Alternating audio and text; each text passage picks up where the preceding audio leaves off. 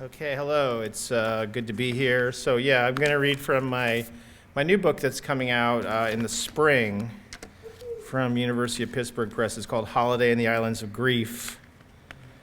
I'm just going to, also, if anyone knows the poet David Berman, who died in the last couple of days. He's more known for his music. He was in a band called the Silver Jews. And he's a phenomenal poet. He only had one book called Actual Air, but I guess he committed suicide, which sucks, but I totally recommend looking up his work. He was a very, very good poet. So I'm going to read a poem, maybe touching on that thematically, called Dear Drew, about a kid I grew up with. There's a green leaf stuck to my window. The red veins, when hit by the sun, are positioned like your arms. The morning we found you sprawled on your futon, like the astronaut who didn't get to go. Now you're rising out of your body like steam from a kettle. You used to say there ought to be red bloodlines and money, so we'd remember all the pain it took to make. A blue, sealed baggie at your feet, sprinkles of moon dust in your mustache. Remember how we hid in my closet in first grade, a place our dazed and lipsticked mothers couldn't reach? At 15, we smoked the dust of angels to form an atmospheric barrier their meteors couldn't breach. I can see you now in your rocket-shaped coffin, wearing an astronaut suit over pajamas, with little race cars on the sleeves.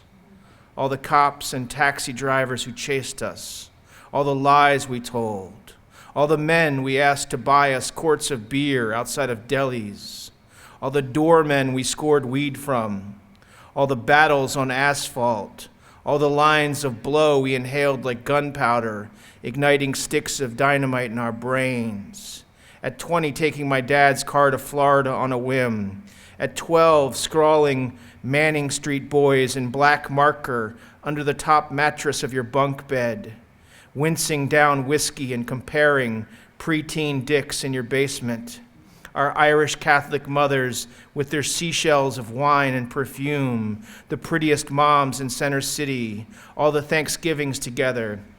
That time we watched your older sister through the wooden slats of an outdoor shower at the shore, her puff of hair, so much realer than anything we saw in my father's Playboys. The time you passed out under a pinball machine at Wizards, and BJ, the manager, may or may not have molested you.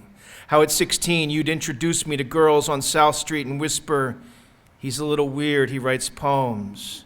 And how 25 years later you'd call me up, barreling through the night's tunnel with a payload faring in your veins, and read my poems back to me, how you showed up at my mom's when her spine was dissolving and shouldered her sofa down the stairs, how I heaved in a hotel on Broad Street hours before delivering your eulogy, the same street where you marched as a mummer, a mile away from where we went to nursery school, those Sears catalogs you modeled in as a child. I wish you would 3 a.m. wake me now to dissect lines I've written in your drunken purr. I wish I could hear your guillotine laugh as you strutted through Rittenhouse Square, where you held court at 17. The iron goat we climbed on at 3 as our mother smiled behind patterned scarves. I wish I could see you rising for a jump shot and releasing it over the burnt fingertips of a two-streeter, while kids from Shot Tower yelled next. I wish I could see you rise past the 17th floor window at the Dorchester where we hurled a milk carton and watched a windshield shatter with a loud, echoey pop. But all I see is the sun dripping out sour light like a squeezed lemon. At the church podium, I told the story of us chased down the alley by that cab driver whose car we hit with eggs.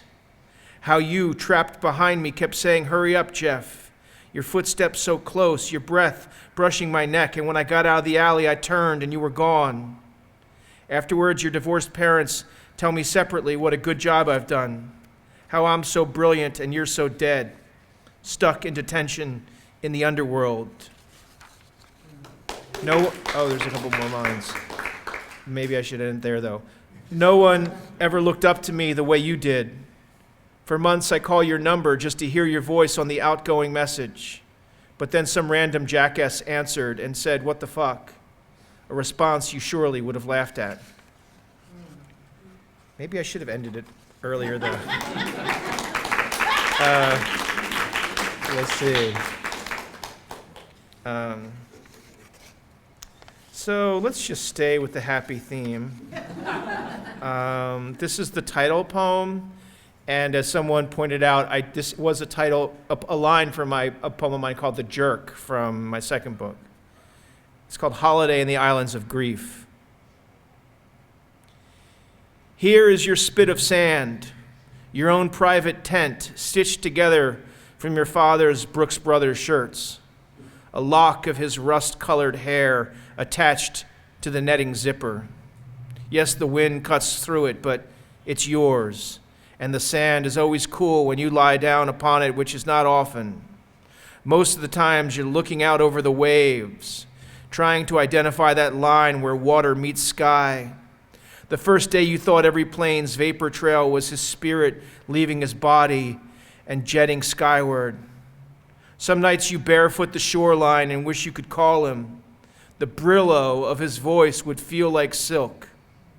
But all you have is the voicemail he left 3 weeks before the wind was sucked out of his body with a tiny emerald straw. You're not sure how long you will live here with this wind howling through your pores, eating whatever scaly creature washes up on the shore. In the distance, you see other tents, see the bodies of strangers heaving, but you can't hear their sobs and you will not offer condolences. It's dark 22 hours each day.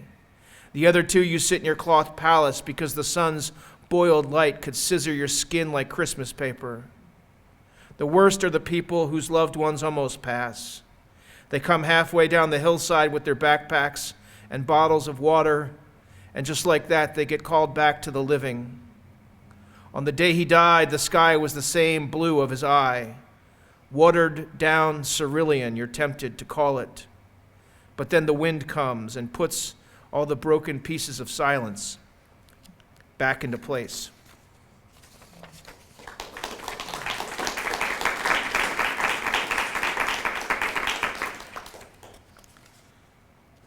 Def Leppard. I'm delivering a eulogy tomorrow and I need a root canal, but there's a bigger plan. The flesh has a way of becoming resilient when adrenaline. This is actually about a different kid. It's not about the other kid. They were actually very good friends, and then I ended up delivering both their eulogies. Def Leppard. I'm delivering a eulogy tomorrow, and I need a root canal, but there's a bigger plan. The flesh has a way of becoming resilient when adrenaline gushes through your pulmonary fortress. The train is rocking, but not like Def Leppard. The September sun hits a green hill and clouds cast sheep-shaped shadows in the grass. The conductor comes and there's that panic of touching the pocket and wondering where the ticket went. 50 years of being disorganized will do that to you. When I was 12, I went to see Ted Nugent at the Spectrum. He did that swinging out on a rope thing, wearing a loincloth. He did not announce himself as a right-wing nutjob. A few years ago, the deceased and I struggled to remember who opened for Nugent in '79. The sky is a blue pasture dotted with sheep. There are people in the clouds with ray guns. The world is filled with dragons, and then we bang on the neighbor's door in the middle of the night, and our tongue comes out like a doll's tongue, and we cannot speak, and our limbs are frozen, and we start to chomp on our tongue over and over, like it's the plug connecting us to some invisible socket, and our bodies shake like we're being electrocuted, like there's this glitch in the system and we're suddenly revealed to be machines. And then we go dark, and the apartment building neighbor calls 911 and the police come, and the ambulance, and they load us onto a stretcher and take us back to the factory, but not before walking into our door-wide open apartment, looking for our keys, and instead finding our weed and our bong. And all this because we went rogue on the Ativan. Everyone on this train is crying inside. 1,000 miles south of here, the wind is making the trees shake, like a stadium full of people all having seizures simultaneously. Rock and roll wants to make us have slow motion seizures. Rock and roll wants us to use our tongues. Watch the gap, says the recorded voice over the loudspeaker. You can feel the threads holding you together start to fray. Another tooth began to die last week. The halogen bulb in your hybrid car just burned out. Tomorrow, a room full of people will look to you to make sense of why their friend or father or relative was gunned down at 1 a.m. on a Philly sidewalk. And all you want to tell them is how much pain there is in the world. But you know there's a bigger plan as you cradle the penicillin bottle. You just can't remember what it is.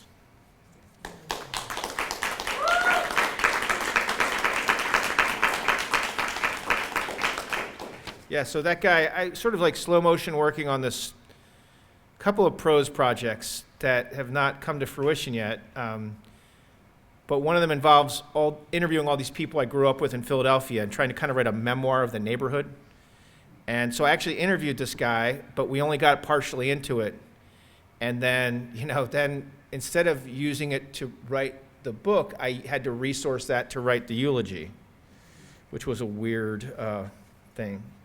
I'll read this poem because this was written kind of near here, Aurora Borough Beach. 9-year-old boys pack balls of wet sand and chase each other up the shoreline.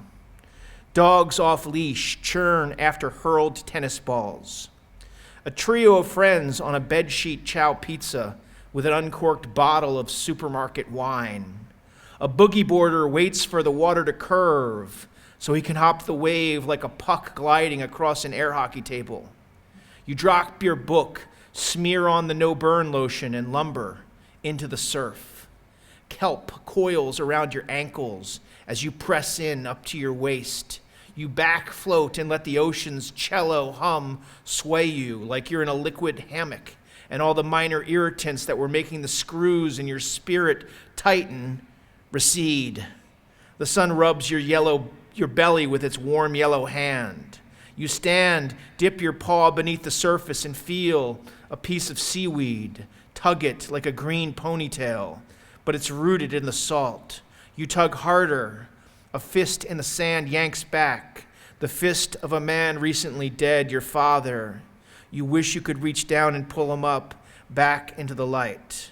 The beach is empty now, the sun gone, but it left its nightlight on, a sickle of reverberating moon.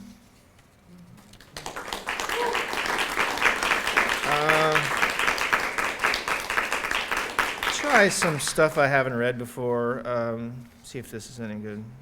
I don't know. Hopefully it's not bad. Different kind of a change of pace. Genital odometers. We need odometers on genitals so we know what we're getting into, said a man. Of course, he's the one whose loins turned out to be a 79 Pinto with a busted carburetor and grease stains on the pleather seats. Your dick is so limp you need Viagra just to get pee-shy at the public urinal, yelled the cool girls out the window of their Volvo. Or at least that's what T.S. Eliot said. Duchamp changed urinals forever. After him, urinals started getting all artsy-fartsy, and men guzzled glow-in-the-dark Gatorade so they could make Etch-a-Sketch pee art. My buddy Joan has a t-shirt that says, "The women come and go, talking shit about Michelangelo." In college, my friend drank from a bidet like a water fountain. Are you trying to be scandalous, my wife says, reading the first draft of this? But she doesn't know what it's like to be 14 years old at the urinal. The football team gathered around chanting, "Art, art, art," as you squeeze your paintbrush and try to take one for the team. Their jock straps swinging overhead like the lassos of puberty, or those wicked halos painted by Fra Angelico. I guess I like having Fra Angelico art and teenage boys swinging jockstraps together. Okay, the Narcoleptics Marathon. The hetero-married version of a 69 is, she does the dishes while he folds the laundry. The sadomasochistic version of a hand job involves sandpaper gloves. My body is an old house. You fix one thing and something else breaks. Today at the beach, a dolphin sucked the wedding ring right off someone's finger. The decay is down to your gums, said the dentist. This cabinet will have to come out. The Narcoleptics Marathon involves 26 beds and strategically placed alarm clock stations. In Sweden, there's a little jar for you to spit your dreams into in the bathroom when you wake up. In France, married couples must have sex in front of beginners once a year. I never liked that molar anyway. The hole in my mouth where tooth number 18 was feels like a burnt-out bedroom. When I was 20, this girl literally set my futon on fire, and the fireman chucked my stuff from the kicked-out dorm window. When I was 21, a different classmate metaphorically set my bed on fire and left claw marks on my vertebrae, and we role-played a couple firemen squirting us with water pistol. She had great teeth, and now she has a couple kids and a wedding ring the size of a strobe light. When I see her at our 50th reunion, I'll whisper in her flower petal ear, honey is the only food that never goes bad. All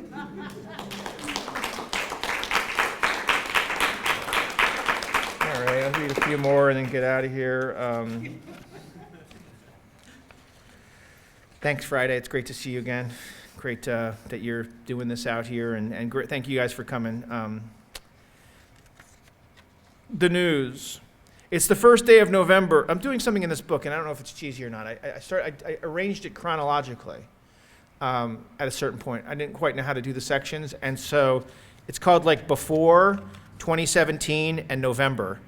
But it's like, I don't know.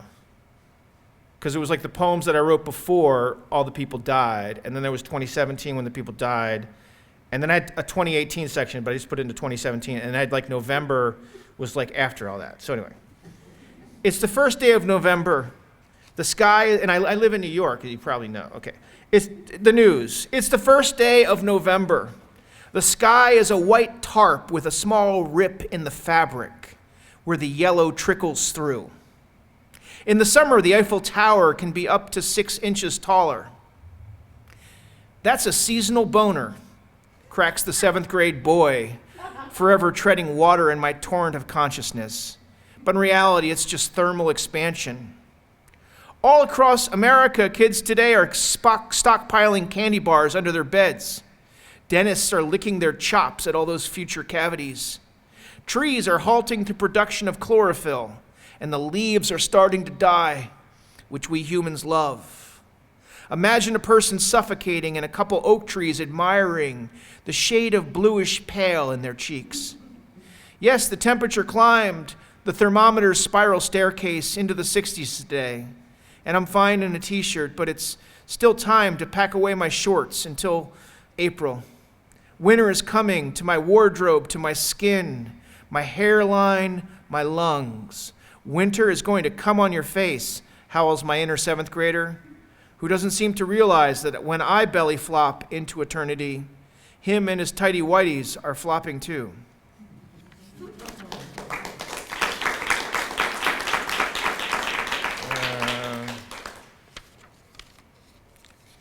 Let's see here. It's been November for several months now. My daughter just turned 12. New stuff is happening inside her body. A new president is voted into office every few hours.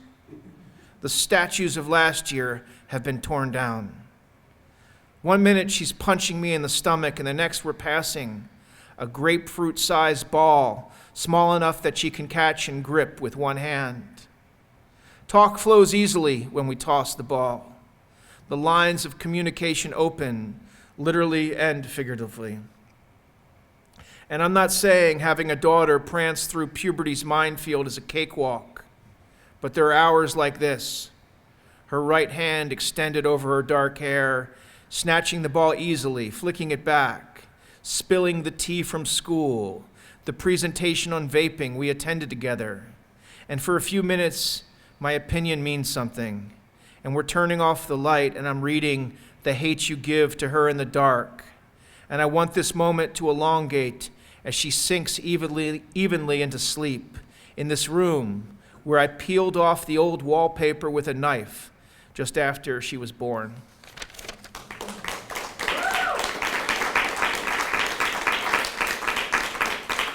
A couple more. The hour the beards of the dead get their growth, which is a line from a W.S. Merwin poem. Is that African mask eyeing me? Do those sharpened pencils poking up from the block of wood want to thrust into the pulp of my caramel irises? It's 3 a.m. All the lies I've told in my lifetime are being sorted into piles. The lawnmower battery charger keeps blinking from red to green. I wish my father was in this room, but not the person he was alive, always flashing conflicting lights, but a better version who could listen. My stomach protrudes over the rim of my pajamas. Who eats chili on a hamburger bun with ketchup after 2 a.m.? What I miss from my father is not me and him. We were goats on a hillside. It's sitting in the dark watching his granddaughter pirouette across hardwood. Maybe the blinking light is for him. Maybe he doesn't know whether to stay or go. No, that's stupid. He left 2 years ago. I saw with my own eyes him lifting over the Atlantic, leaving a vapor trail, like a piece of toilet paper hanging from his boxers. Okay. Forest walk by the Hudson. 58 degrees mid-March. The warmth almost disorienting after last week's polar vortex. Taking stock of winter's wreckage. Trees tipped flat, roots flailing out like the hands of beggars being shipped away on a train. I wish I felt connected to the river or the little buds of plants growing under the dirt surface, or even the mud that looks shiny in the 4 o'clock sun, or even the clumps of ice. But my object correlative in this setting is the toppled trees. I'm 51 going on 85. My bones feel like dishwashing detergent. The Hudson is barely rippling. The weather app says a 10-mile-per-hour breeze, but I don't feel it. The sun burns through the cloud layer. There's November snow still on the mountain facing east. A train howls in the distance. A cannon clears its throat at the army base. I step from the forest and feel the wind. I'd been protected in an inlet and didn't even realize it. The story of my life. Maybe I do feel connected to this river, the way it has fish under the surface that we can't see, even a 14-foot sturgeon, the way it's been abused by corporations and pumped with mercury and lead, not dissimilar to all the heroin and coke and booze I flooded my bloodstream with. I'm coming up on 25 years with no drugs, bruised but still flowing. Sometimes canoes go across my surface. Sometimes people spit into me. There are boots on the bottom of me with human feet inside, but I keep flowing. I smooth over the rocks and polish the bones of my dead. Just read the last two poems of the book. I'll just sort of see how the book finishes. It's called Wooden Bench. I was sitting on a wooden bench when 6 men wheeled her on a gurney right past me. Except she was inside a wooden box, and the lid was closed. She was on her way to becoming a skeleton. My father is definitely a skeleton at this point. Death is confusing. Is my father the bones that sit inside a box on a hillside in Odessa, Delaware? Or is he on the other side of that keyhole in my mind that I talk into sometimes? Can he be in 2 places at once? Am I allowed to make it up the way 12-step programs tell you can make up God? God can be a ribbon on the door, a nail in the wall, a nail in the coffin. It's 4:59 a.m., the sky a deep ocean blue, the birds going nuts in the trees. Do birds dream? My daughter likes to tell me her dreams, especially when I do something bad. In an hour, she'll get up for school. It's exactly mid-May, and half the trees in the street don't have any leaves. do I miss my father. In his presence, my head would start to throb like a blister, and I'd take naps in random places to make the throbbing stop. We were close when I was a child, and he wasn't lying when he said he was my history book. The birds are whistling, but they're not whistling at me. And this is called Vampire Schedule. For the past few weeks, I've been on this vampire schedule. The morning birds and the trees singing me a bedtime story. But I'm not allergic to sunlight. A few weeks ago, I was on a werewolf schedule. What's tough about being a werewolf is the transformation, an earthquake of fur sprouting from your follicles. A vampire just sleeps inside a coffin. The dilemma of being a vampire is when you need blood, but you don't transform or anything.